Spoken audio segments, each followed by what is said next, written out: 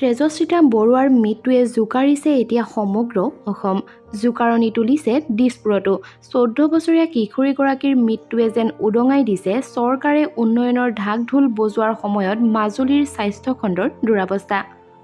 মুখ্যমন্ত্ৰীৰ নিৰ্দেশ মৰ্মে মাজুলীত উপস্থিত হয় স্বাস্থ্যমন্ত্ৰী কেশৱ মহন্ত আৰু সেই সময়তে স্বাস্থ্যমন্ত্ৰীৰ সন্মুখতে কন্যাক হেৰুৱাৰ বেদনাত হিয়া ধাকুৰি কান্দি উঠিল তেজস্বিতাৰ পিতৃ-মাতৃ।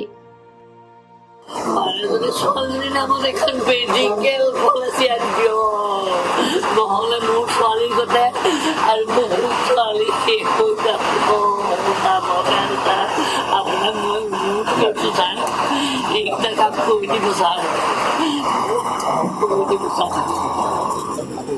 উল্লেখ্য যে তেজস্বিতাৰ সংগীতানুষ্ঠানলৈ অহা যোৱা কৰাত যাতে অসুবিধা নহয় তাৰ বাবে 4 দিন পূৰ্বে এখন 4-চকীয়া বাহন কিনি দিছিল পিতৃয়ে।